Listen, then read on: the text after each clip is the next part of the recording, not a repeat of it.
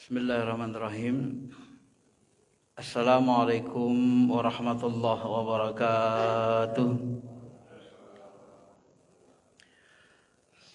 Alhamdulillahi rabbil alamin wal aqibatu lil muttaqin wala udwana illa 'alal zalimin. Asyhadu an la ilaha illallah rabbuna rabbul alamin wa asyhadu anna sayyidana Muhammadar Rasulullah sayyidul mursalin.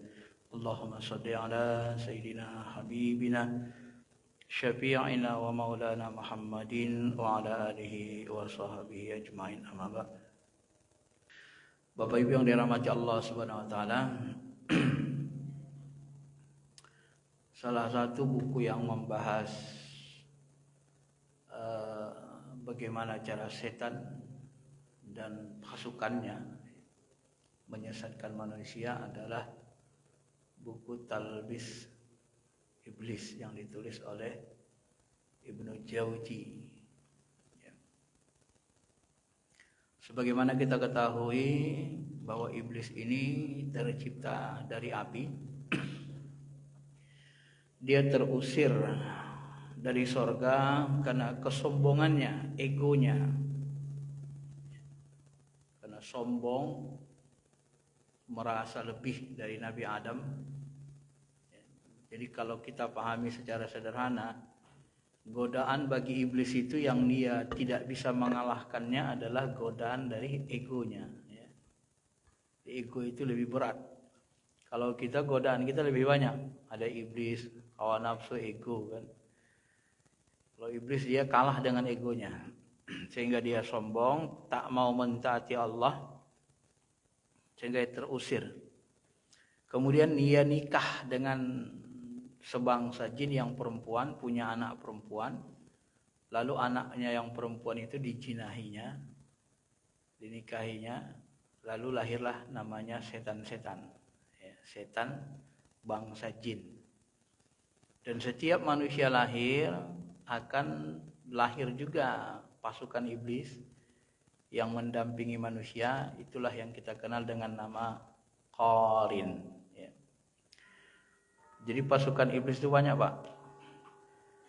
Termasuk nanti orang-orang yang sudah dikuasai setan, iblis, maka nanti dia berkarakter seperti setan, iblis.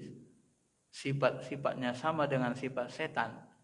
Setan itu berasal dari kata syayato, artinya menjauh. Jadi sifat setan itu membuat jauh, menjauhkan, memaksa jauh manusia dari Allah Subhanahu wa taala.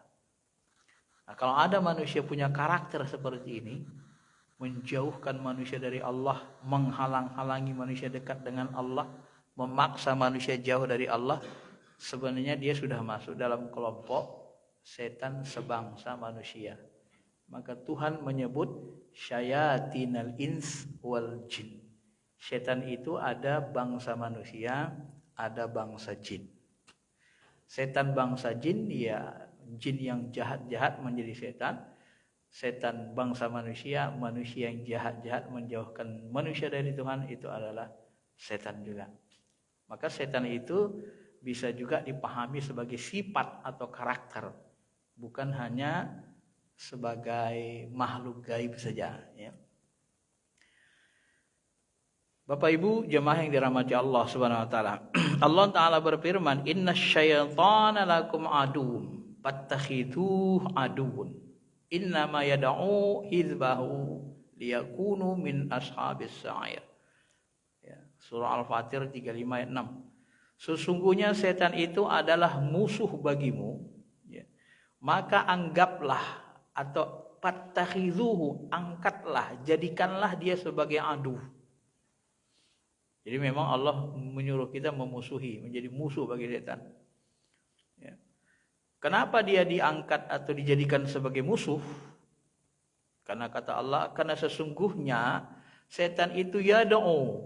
Yad'u itu berdakwah, berasal dari kata da'ah kan. Yad'u berdakwah, berdakwah itu mengajak, merayu.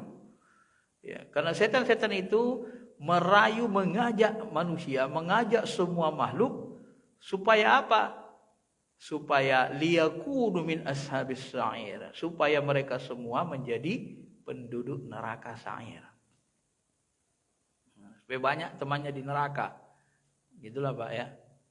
Kayaknya dia butuh banyak teman ya. Dia nggak mau sendiri juga kan. Dia butuh banyak teman di neraka Allah. Nauzubillah. Maka karena memang tugas dia, kerja dia untuk memasukkan manusia ke neraka, menjauhkan manusia dari Allah, maka memang kita harus, kata Allah, fattakhidhuhu adu, maka jadikan dia musuh. Maka segala sesuatu yang membuat kita lupa, sifat setan itu kan lupa, lalai, jauh dari Allah, itu anggap sebagai musuh dalam kehidupan kita. Ya. Bahkan dalam ayat lain disebutkan setan itu adalah aduwwum mubin, musuh yang nyata. Kenapa Allah katakan setan musuh nyata? Ya memang nyata. Semua usaha-usaha, upaya-upaya untuk membuat kita jauh dari Allah, semua bisikan-bisikan yang ada di dalam hati kita yang menyuruh kita membuat durhaka, menjauhi Allah, itu nyata kan? Ya nyata. Jadi yang kita anggap setan itu enggak nyata, nyata. Walaupun fisik gaib setan tak terlihat, tapi bisikannya bisa kita dengar, bisa kita rasakan dalam hati. Maka disebut Allah dia mubin, nyata. Pikiran-pikiran jahat, pikiran-pikiran kotor yang muncul dalam hati, nyata tidak? Nyata. Allah sendiri mengatakan kan, aduh mubin, dia musuh nyata. Bukan musuh yang tak nyata, nyata. Manusia-manusia yang memaksa kita jauh dari Allah, berusaha keras, mengajak kita jauh dari Allah, nyata tidak? Nyata. Nah, itu setan sebangsa manusia. Masyarul muslimin, Bapak Ibu yang dirahmati Allah Subhanahu wa taala. Nah, bagaimana cara dia menyesatkan manusia? Para ulama mencoba memerinci ayat-ayat Quran, melihat bagaimana Allah menjelaskan setan itu menyesatkan manusia. Yang pertama adalah setan itu ya, menjadikan manusia itu was-was, membisikkan ke dalam hatinya. Was-was itu arti dasarnya adalah membisik-bisikkan gitu. Fawaswasa lahuma syaitanu liyubdiya lahuma ma wuriya anhuma min sawatihima. Qala wa qala ma nahakuma rabbukuma an hadhihi syajarah illa an takuna malakaini aw takuna minal khalidin. Ini firman Allah memberikan. Artinya, maka setan itu waswas, memberikan bisikan waswas kepada Nabi Adam. Waswas itu dalam bentuk pikiran jahat, ya. Kepada keduanya dibisikkan Adam, dibisikkan Hawa. Apa katanya coba? Ya. Tujuan dia apa? Tujuan dia pasti menjauhkan Adam dari Hawa, untuk menampakkan keduanya apa yang ditutup dari mereka, supaya dibuang dari surga. Apa kata setan? Sebenarnya ini setan ini pintar Pak. Ini orang pintar pakai akal. Nah, apa katanya? Pintar sekali. Coba. Mana hakuma rabbukuman an hadhihi syajarah? Ya. Tahu kamu? Hai Adam, hai Hawa. Kenapa Tuhan melarangmu mendekati pohon khuldi? Tahu kalian alasannya kenapa? Sebenarnya, kalau bahasa kita Pak, oh ini jago akalnya. Khuldi itu, pohon khuldi namanya. Khuldi itu berasal dari kata khalada, khalidina fiha, artinya kekal. Ya. Jadi kalau kalian memakan buah khuldi, nanti kalian menjadi kekal di surga, menjadi malaikat. Nah, maka karena Tuhan tak mau kalian kekal di surga ini, supaya gak kekal di surga, maka kalian dilarang makan buah itu. Pintar gak Pak? Pintar beranalogi kan? Jadi dipakainya makna bahasa. Memang betul kan makna bahasa itu khalidina khuldi. Jadi Tuhan tuh nggak mau ngasih kalian, nggak diizinkan makan buah khuldi itu, ya itu sebenarnya kalian ini Tuhan nggak mau kalian kekal di dalam surga ini seperti malaikat-malaikat lainnya. Ya. Nanti kalau kalian makan buah khuldi, kalian jadi malaikat. Kekal di surga. Makanya kasih Tuhan katanya. Karena khuldi itu berasal dari kata khalada. Khalidina fiha abada. Sering muncul ayat seperti itu. Artinya kekal. Adam tersentak juga kan? Ya. Jangan-jangan betul ini kan. Coba bisa lebih percaya dia dengan iblis daripada Allah. Padahal kata Allah jangan dekati itu kan. Tapi terbujuk dia dengan analogi akal iblis. Jadi orang-orang jahat itu Pak, dia akan menggunakan kekuatan analogi akalnya untuk menyesatkan manusia. Dengan itu cara dia mewaswas, buat kita waswas. Jadi orang yang pertama kali menggunakan analogi kias akal, kata Imam Ja'far Shadiq adalah iblis. Termasuk dia katakan, ya Allah kenapa aku sujud sama Adam? Khalaqtan ana khairam minhu. Aku kan lebih bagus dari dia, lebih baik. Khalaqtani min nar wa khalaqtahu min tin. Aku dari api, udah lama di sorga, udah lama mengabdi kepadamu. Dia dari tanah, apa hebatnya tanah katanya. Khalaqtahu min tin. Dia mencoba menganalogi. Nah, dari perbuatan iblis setan inilah nanti Imam Ja'far Shadiq tidak mau menggunakan kias. Sangat hati-hati dia menolak kias. Jadi ketika Imam Hanafi berjumpa Imam Ja'far Shadiq, Imam Hanafi banyak menggunakan analogi kias. Kemudian diajari Imam Ja'far Shadiq, akhirnya nanti Imam Hanafi tobat. Sampai-sampai dia katakan, kalau nggak ketemu dengan Imam Ja'far Shadiq, niscaya aku akan celaka katanya. Kenapa? Ditegur sama Imam Ja'far Shadiq, Imam Hanafi waktu itu. Terlalu banyak menggunakan kias analogi. Hanafi. Kamu terlalu banyak menggunakan akal dalam berhukum. Tahukah kamu, dalam perintah-perintah Allah itu, banyak perintah Allah itu akal tidak bisa difungsikan. Dia kasih bukti. Salah satu dia sebut gini. Coba kamu bayangkan. Ketika Nabi Rasulullah SAW wudhu, waktu itu Nabi pakai sepatu.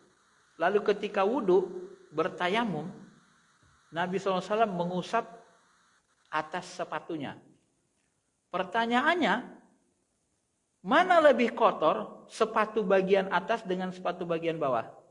Ya bagian bawah Syekh. Kenapa Nabi membersihkan bagian atasnya?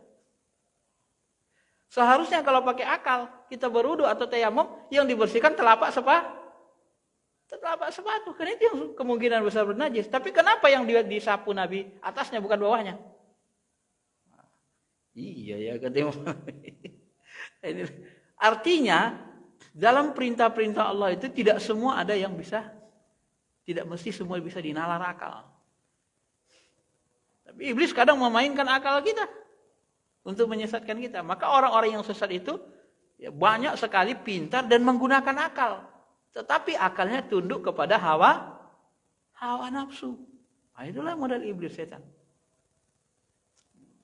Maka saya sering katakan, yang merusak negara ini bukan orang bodoh, Pak. Yang merusak negara kita ini orang pintar, tapi tunduk dengan hawa nafsu. Kalau orang bodoh, tukang ojek, nggak bisa ngapa-ngapain, nggak bisa ngambil kebijakan, nggak bisa orang lemah, nggak ada apa-apanya. Tapi orang pintar, cerdas, pendidikannya tinggi, tapi dikendalikan hawa nafsu. Dia robah-robah undang-undang, peraturan. Dia buat, dia akal-akali itu uang negara itu. Dicarinya celah untuk menjebol uang negara. Dicarinya celah untuk menjebol bank. Ya kan? Dengan kepintarannya. Nah, ini model iblis untuk menyesatkan manusia. Ini yang pertama. Ya. Jadi digunakannya was-was. Bagaimana menanamkan was-was itu? Dia berlogika gitu. Mencoba meyakinkan kita. Nah, sehingga nanti Adam itu akhirnya kalah. Apalagi dibantu dengan Hawa. Hawa itu kan artinya keinginan. Ibunda kita dilambangkan dengan Hawa, keinginan. Jadi ketika sudah logika main, keinginan ada, sudah. Rusaklah kita. Ya. Apalagi kalau sudah masuk hawa nafsu kan. Maka hancurlah kita. Na'udzubillah min dzalik. Bapak Ibu jemaah yang dirahmati Allah Subhanahu wa taala. Ini yang pertama, menanamkan was-was. Maka di dalam Al-Qur'an Allah taala pun mengajarkan kita untuk berlindung min syarril waswasil khannas. Aku berlindung dari kejahatan bisikan was-was setan. Allazi waswisu fi sudurin nas, yang membuat was-was di lapisan atas sudur. Sudur itu lapisan terluar dinding hati manusia. Sudur itu arti dasarnya sodrun, dada. Di dalam sudur ada nanti kolbun, kolbu lebih dalam. Di dalam kolbun ada nanti namanya ruh. Di dalam ruh ada namanya sir. Jadi sodrun itu, nah di dalam sodrun ada kolbun. Di dalam kolbun ada fuad, mata hati. Di dalam fuad nanti ada lub, inti hati, inti ruh. Jadi yang paling luar dari kolbu kita itu adalah sodrun. Maka setan itu kata Nabi berada di dinding-dinding hati manusia. Dia akan bisik lewat dinding hati itu, sodrun. Sodrun itu nanti nyambungnya ke akal. Kolbun nyambungnya ke hati rasa. Maka dia bermain di logika akal, di was-was, di sudur. Nah, kalau kita mau rinci, kaitkan dengan maknanya tadi. Bapak Ibu yang dirahmati Allah Subhanahu wa taala. Ini cara pertama. Yang kedua, cara setan untuk menyesatkan manusia adalah diawali dengan membuat lupa manusia kepada Allah. Ya. Dibuat lupa. Allah Ta'ala berfirman misalnya, wa idza ra'aital ladzina yakhuduna fi ayatina fa'arid anhum hatta yakhudu fi haditsin ghairih. Nah, ini cara dia mengganggu kan. Apabila engkau Muhammad melihat orang-orang yang memperolok-olokkan ayat kami, tinggalkan mereka. Sehingga mereka membicarakan pembicaraan lain. Dan jika setan menjadikan kamu lupa, ini kan, wa imma yunsiyannaka syaitan, dan jika setan menjadikan kamu lupa, jadi yunsi, nasia. Jadi setan itu membuat kita lupa, fala taqa'ud, maka janganlah engkau duduk-duduk ba'da zikr, sesudah engkau sesudah engkau mendapat peringatan itu, ya. Ba'da zikir, setelah diperingatkan seperti ini, ma'al qaumiz zalimin. Jadi jangan duduk-duduk bersama orang yang suka lupa lalai. Karena kalau kita bermajelis terus-menerus dengan orang yang lalai, maka kita akan dilalaikan setan. Karena cara setan itu adalah majelis lalai. Ya. Majelis lalai itu kan banyak, Pak. Dibuat kita motivasi main game, kemudian disuruh kita ngikutin konser yang di situ penuh dengan syahwat, gelora anak-anak muda, ya kan? Termasuk sebenarnya main bola. Kalau kita lupa zikir, itu majelis lalai, itu awal. Akhir dari main bola apa yang terjadi? Main judi. Taruh kita yuk. Nah, taruhan, siapa menang? Habis judi apa terjadi? Mabok. Habis mabok, perempuan. Nanti ujungnya ke sana. Itu awal, maka disebut main bola itu dimakruhkan karena belum membahayakan. Tapi dia pintu yang makruh itu selalu menjadi pintu yang haram. Itu teknisnya. Yang penting lupa dulu sama Allah gitu. Teknis setan kan begitu. Bagaimana orang ini bisa lupa dulu sama Allah? Sebab kalau kita sudah lupa sama Allah, lupa itulah yang menjadi pintu masuk setan untuk menguasai manusia. Wa may ya'shu 'an dzikri rahman yuqayyid lahu syaitan fa huwa lahu qarin. Barang siapa yang lupa dengan berzikir kepada Ar-Rahman, lupa kepada Allah, nuqayyid lahu syaitan, kami ikatkan kepada dirinya setan. Fa huwa lahu qarin. Lama-lama setan jadi qarinnya, teman dekatnya. Ya, maka kalau kita lupa sama Allah, setan qarin kita kan menguasai kita. Kita sering disuruh buat jahat. Maka kalau dia menggoda buat jahat, kan kita disuruh ingat istighfar. Astagfirullahaladzim. Nah, kalau kita nggak ingat Allah, ya larut. Kita akan hancur, tenggelam. Istahwadza alaihimus syaitan. Setan telah menguasai mereka. Bagaimana cara setan menguasai mereka?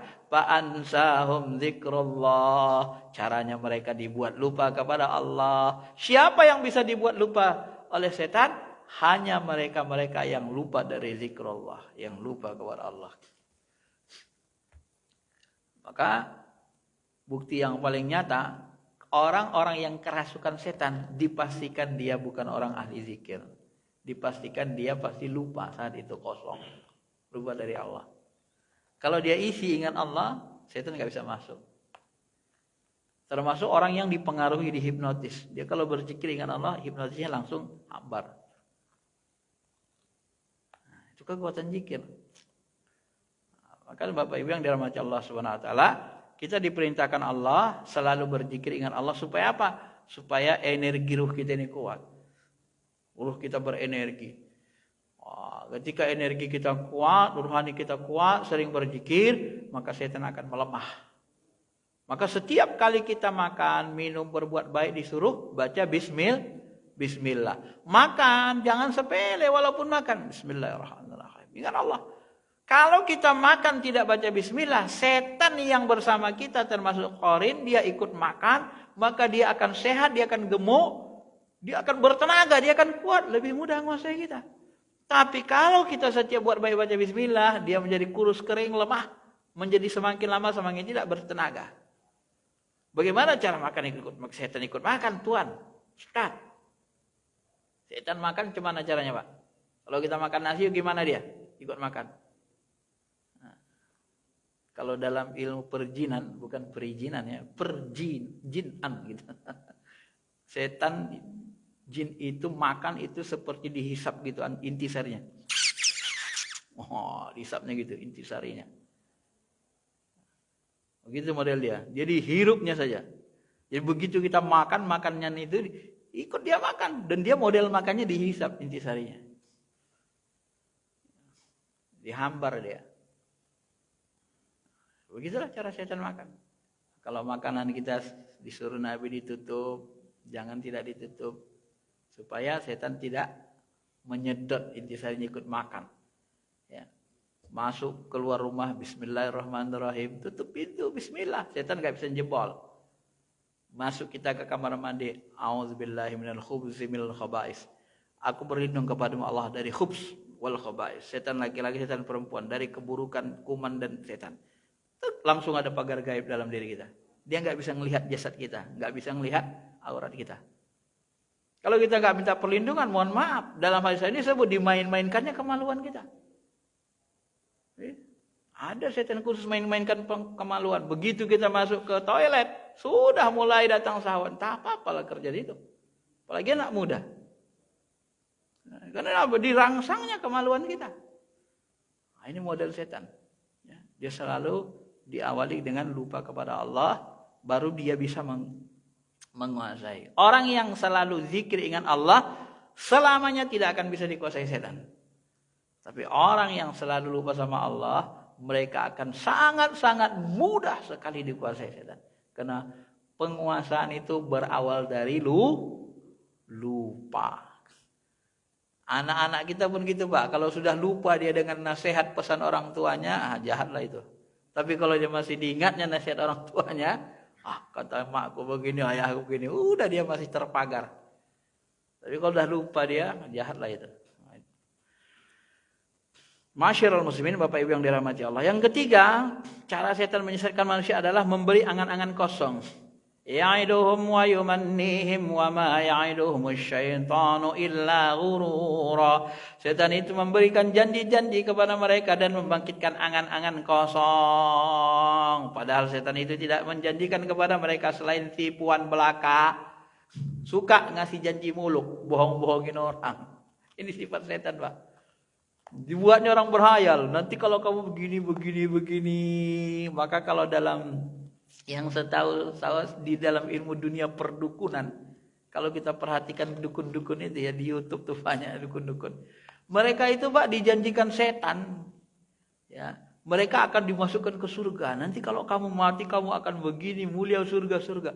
Tapi surga yang digambarkan setan itu adalah surga bayangan, surga tipuan, hayalan. Bukan surga beneran gitu. Sehingga nanti muncul pendapat sebagian ulama spiritual, di atas langit ini ada nanti daerah di atas langit kita ini, di atas awan langit ini ada nanti setan akan membuat surga fata morgana katanya. Nah, ini pendapat ya. Tidak mesti benar, namanya pendapat. Jadi setan membuat surga fata morgana. Disitulah dia buat gambaran surga di situ.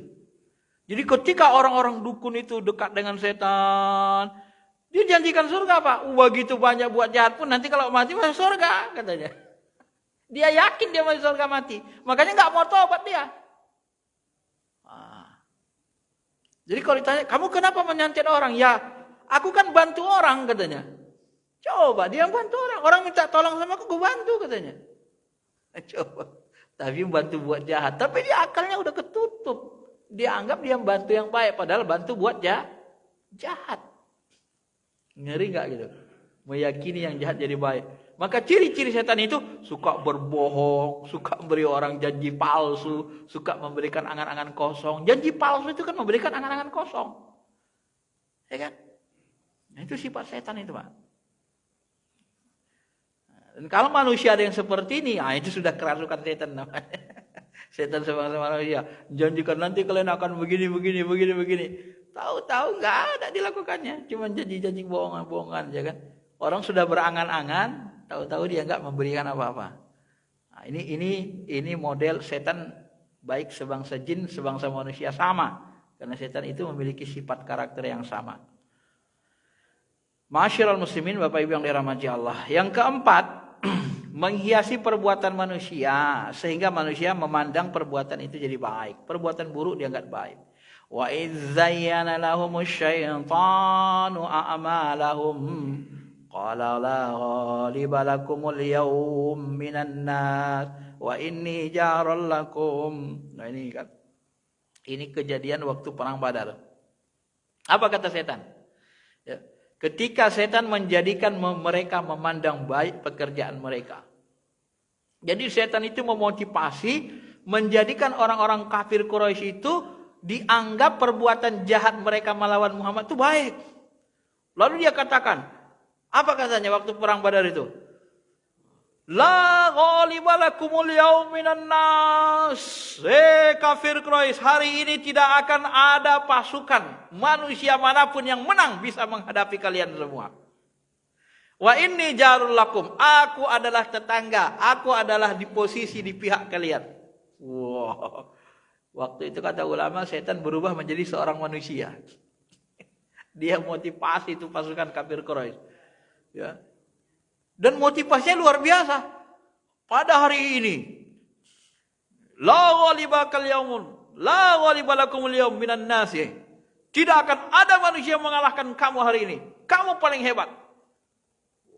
Pasukan kamu hebat, perlengkapan lengkap, badan kalian kuat. Tidak akan ada manusia yang bisa mengalahkan kalian semua. Dan aku termasuk orang yang berada di pihak kalian. Begitu Pak. Masih motivasi pasukan itu.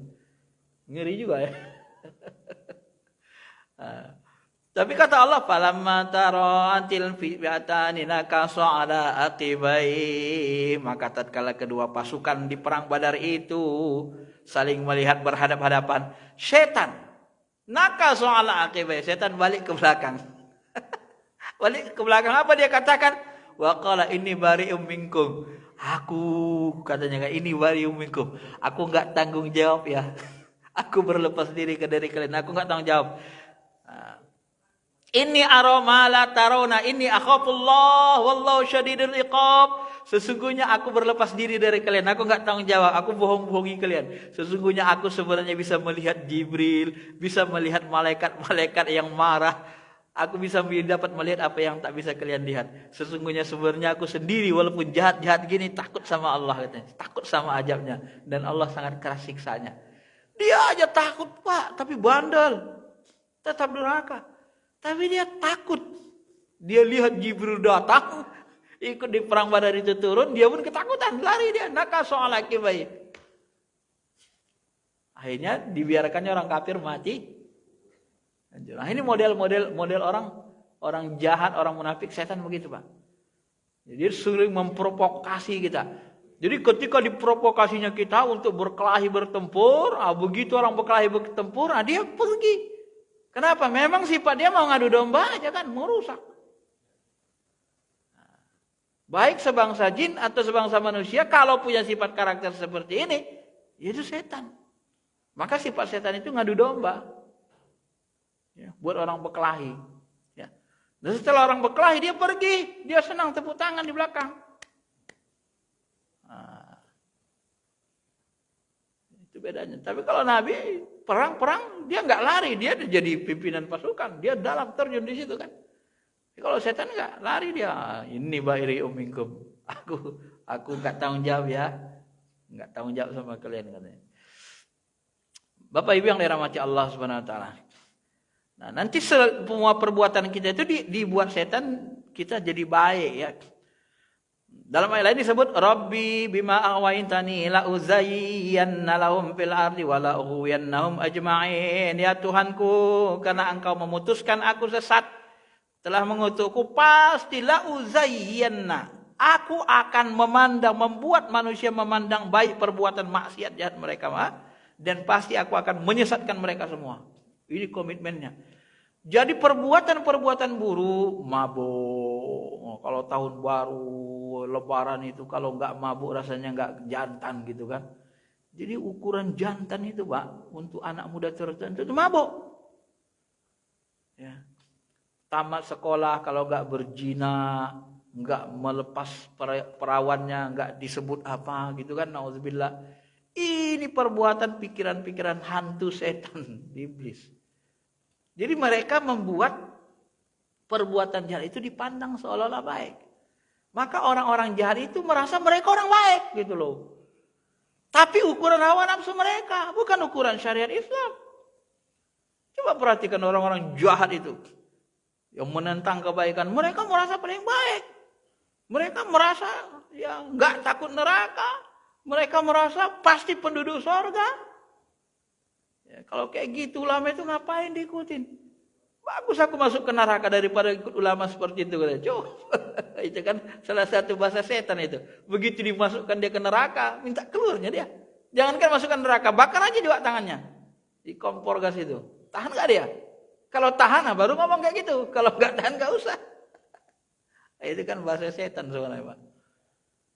Ini model-model. Jadi perbuatan yang buruk itu la uzayyanna, dijadikan, dihiasi seolah-olah jadi baik. Ya. Mohon maaf, di satu daerah lagi setiap malam minggu pacaran itu dianggap baik. Kalau nggak punya pacaran dianggap nggak baik, nggak laku ceweknya. Coba sampai begitu kan? Ini luar biasa coba. Ada di satu daerah budayanya seperti itu. Jadi kalau anaknya itu nggak punya pacar, berarti anaknya ini nggak laku orangnya. Dia nggak buruk. Tapi kalau sudah punya pacar, bisa pacaran, banyak pacaran itu bagus. Ini kan luar biasa. Ini cara setan menghipnotis, merusak akal pikiran kita. Memandang sesuatu yang melanggar syariat sebagai sesuatu yang baik. Dia isinya. Itu banyak ayatnya ya. Yang kelima, masyarakat muslimin, setan itu memberikan janji-janji palsu. Asyaitanu ya'idukumul faqra wa ya'murukum bil fahsya. Setan itu menjanjikan, menakut-nakuti kita, kamu dengan kemiskinan dan menyuruh buat kejahatan fakir. Wah, ini biasanya dalam kehidupan kita ini orang yang punya jabatan, Pak. Masa jabatanmu udah mau habis, ntar kau nggak punya jabatan, jadi miskin, nggak dapat gaji banyak, nggak dapat tunjangan, nggak dapat dihormatin orang. Oh udah, calon lagi, calon nanti tapi kalah. Oh udah, gunakan uang rakyat, gunakan uang ini, sombong. Wah udah, ditakut-takuti dengan kemiskinan.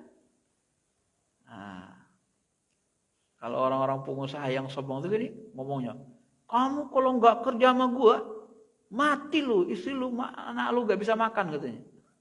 Sampai gitu kan? Ini kan model sifat setan itu kan. Padahal nanti kalau berhenti dia kerja, cari kerja lain, makannya anak istrinya. Cuma ngomongnya seperti itu. Selalu ditakuti dengan kemiskinan. Terutama dalam hal jabatan ini sering. Ya'idukumul faqra, janjikan. Ini bahaya, ini udah mau pensiun ini. Ini bahaya, ini sudah mau habis masa jabatan ini. Mulailah gusak-gusuk. Gimana supaya bisa lagi mencalon, supaya bisa.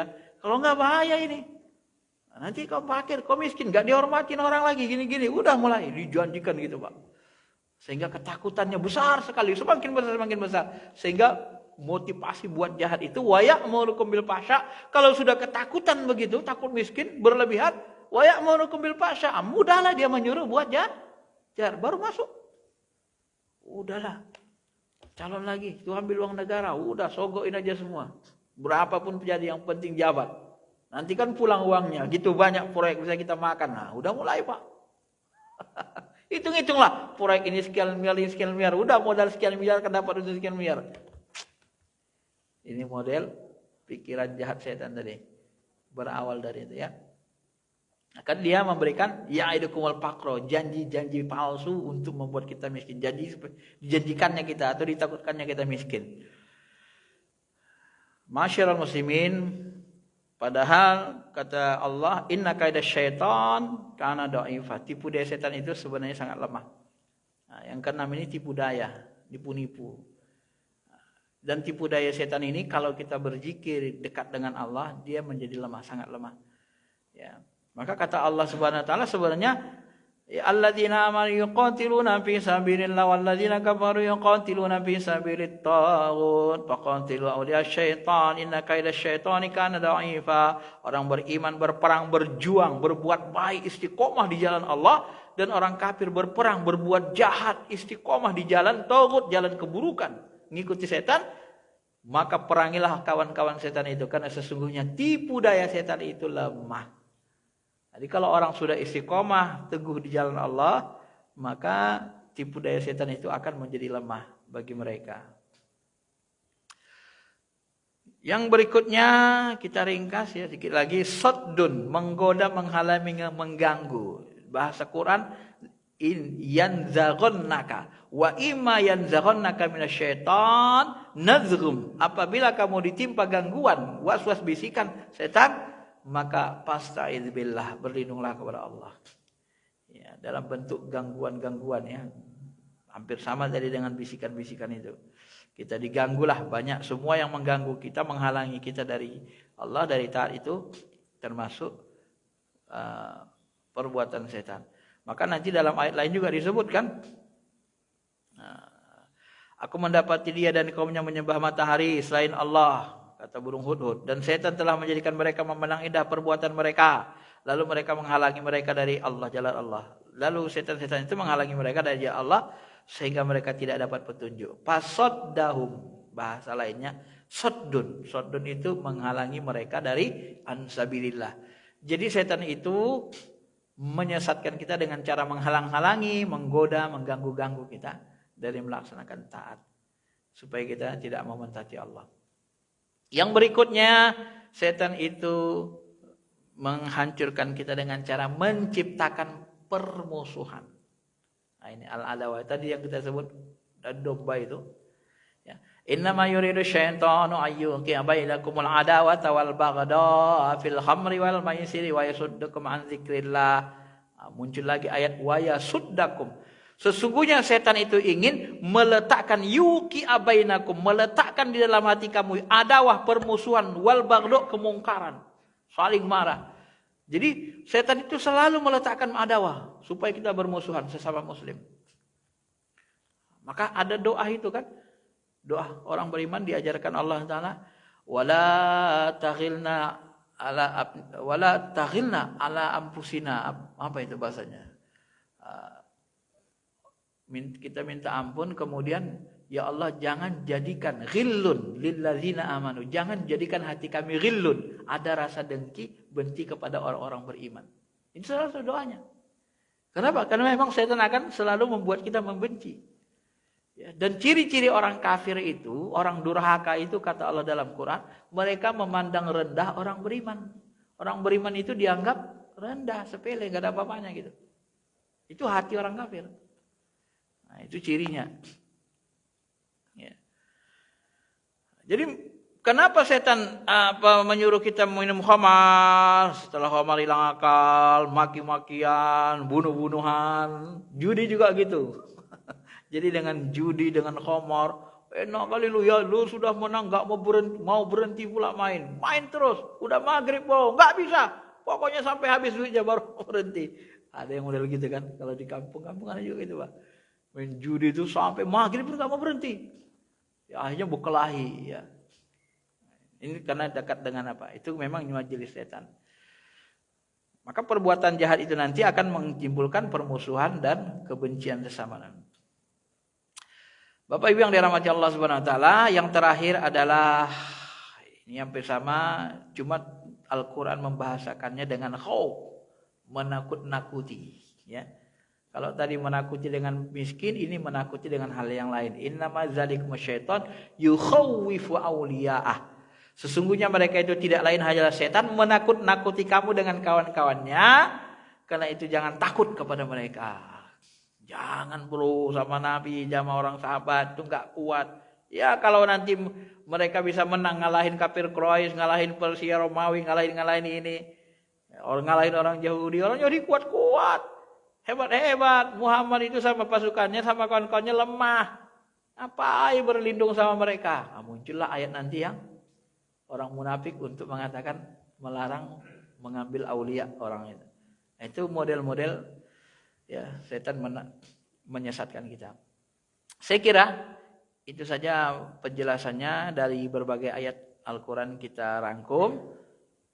Begitulah cara setan sampai minimal ada 8. Kalau kita kaji nanti mungkin masih ada lagi beberapa poin.